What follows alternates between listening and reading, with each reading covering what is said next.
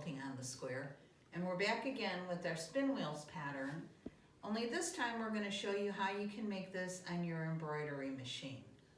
It's the same process, it's the flip and sew process, and you are going to make individual spinwheel blocks. You can see some examples in front of us. We have a lap quilt, we do have a placemat, we have a little wall hanging, we have a throw pillow, and a couple of table runners. The layout options on this are really endless. Okay, so when you make your spinwheels, you're going to make individual blocks like this. So there is an individual block, and depending on how you lay them out will determine your design on what you're going to have. For the machine embroidery format, we do provide DST, EXP, HUF, JEF, PES, VIP, and VP3. And you will need to have at least a 200 millimeter by 200 millimeter hoop. That's about a 7.9 inch square hoop. And we also recommend using just a lightweight mesh when you're doing this.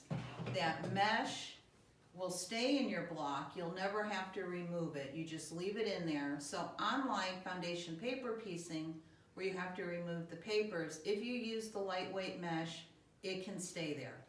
If you decide you want to use a lightweight tearaway stabilizer, you will have to remove that tearaway. So now we're going to go to the embroidery machine, and I'm going to show you how easy it is to use the flip and sew technique on your embroidery machine. Okay, everybody, we're here at the embroidery machine, and the one thing I want to point out to you is with the Spinwheels pattern for the embroidery machine, you can make these blocks with batting or without batting. If you're going to make them with batting, your first step, step one, is to stitch a batting placement line. What you'll do then is you'll just place a piece of batting over that batting placement line and hit sew. This is what it's going to look like after you've placed your batting and you've stitched that batting, I'm going to call it the batting secure line. What you're going to want to do now is you're going to want to trim this batting right up against that line. Okay, this is what it's going to look like after you've trimmed that batting. You can see this outer edge is where we're going to trim the final block, but trimming that batting gets all that extra bulk out of your seam allowances. If you don't want to have batting in your blocks, you simply skip ahead to step 3 to start the actual flip and sew process to make this block. And that's what we're going to do. Okay, we're back at the embroidery machine. We've already talked about batting, no batting. The block I'm going to make is going to have no batting in it. In your instructions, you will get a placement guide, and it tells you what the measurements you need for each section of your fabric. And then part of the process is the machine will stitch out a placement guide for you so you know where to put these fabrics once we get going. So the very first step is to take our fabric number 1 and place it over, completely covering this section number 1. So we've got that down there. The product I'm using for this block is a sticky water-soluble mesh, which is kind of nice because it holds everything so it's not going to flip. Once that first fabric is placed, we're going to send it back to the machine and we're going to stitch a trimming line.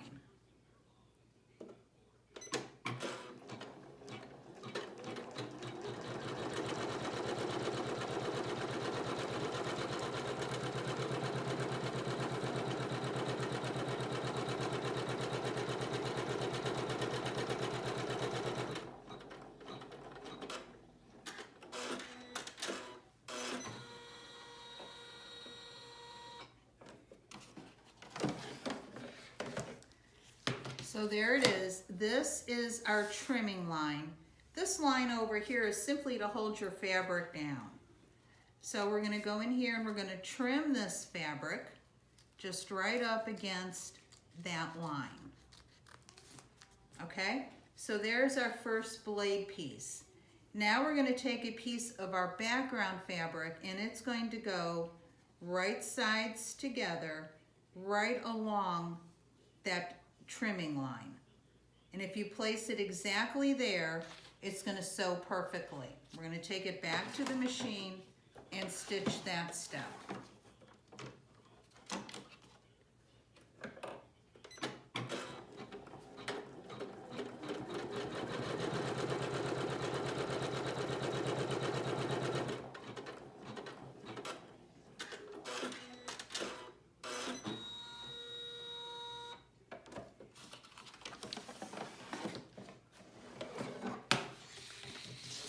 Okay, there you go. So this has been sewn, and now we're going to flip this piece of fabric over, just like that. So we've got fabric 1 and fabric 2 are stitched down. Now we're going to take it back to the machine and we're going to stitch our next trimming line.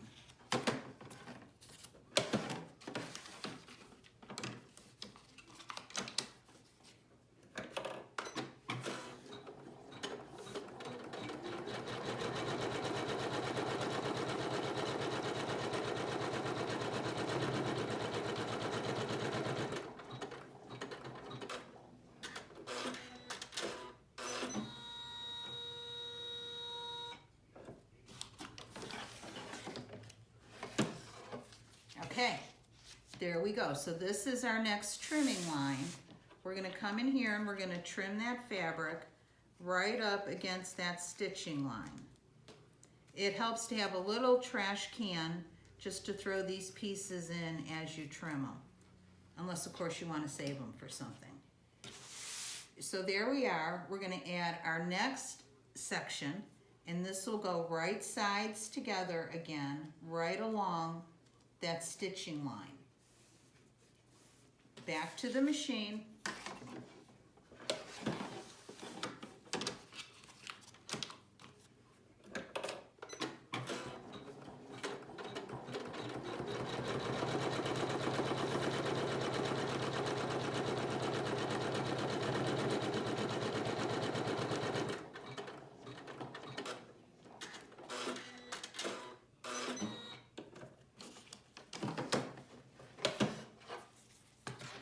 Okay, so this has been stitched. We're going to flip it. So flip.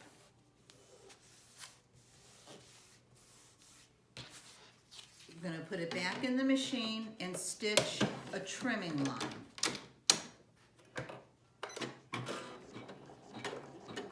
So you can see the process is pretty basic. Trim, place, stitch, flip, trim, place, stitch, flip. So here we go. We're going to trim this.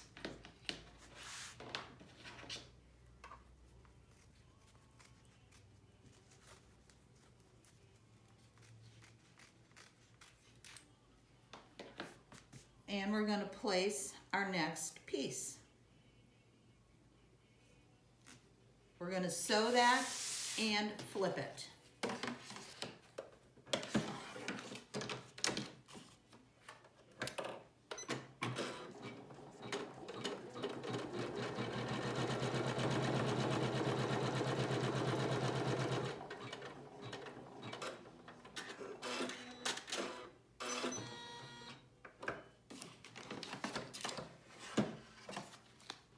So that's been sewn, and we're going to flip. So you can see we're getting the start of our spin wheels. Back to the machine, and we're going to stitch a trimming.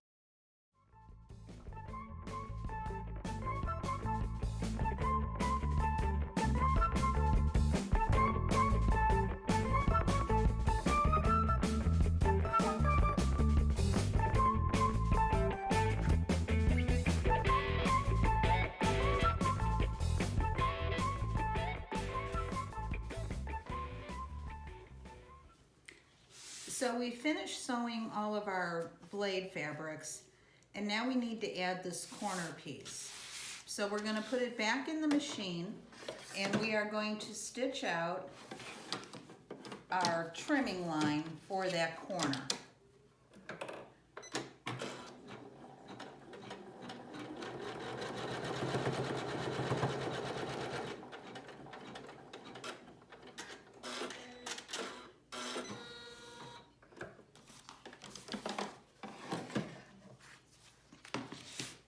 So this line's been stitched, and now we need to trim all this fabric. The process is the same, it's just a little bulkier because we have a lot of seams in there. There we go. So that's been trimmed, and now we're going to place our corner piece, just again right along that trimming line.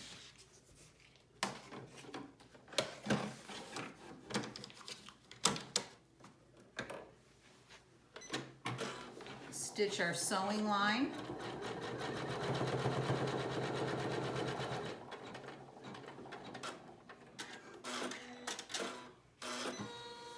We're going to flip this over, and then the very last step is going to be to stitch the block trimming line, which just stitches around the outer edge to form a perfect 6.5-inch square.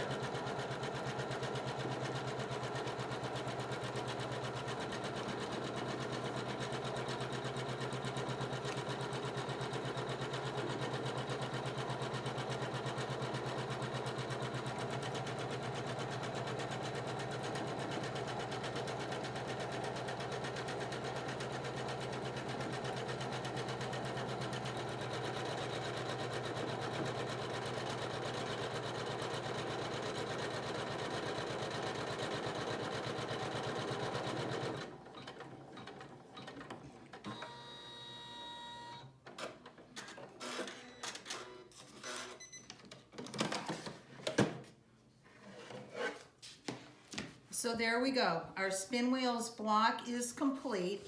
At this point, you would remove it from the hoop, take it, and trim it right along this stitching line.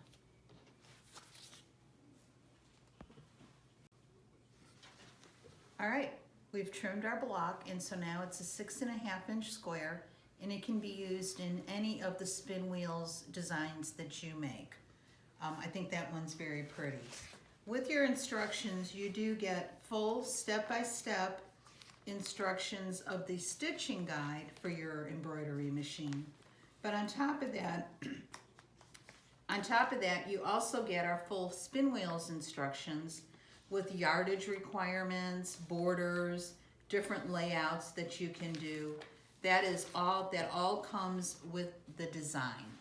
So you get all of that. It's on your purchase when you buy it. You can either do this as an immediate direct download, or you can purchase a USB drive that has everything on it that we will mail to you. The nice thing about doing Spinwheels on the embroidery machine is once you have the design, you can make just as many blocks as you want to make. We hope you liked this video. If you did, please subscribe to our channel, like us, and leave us comments if you have any questions, and we'll be sure and get back to you.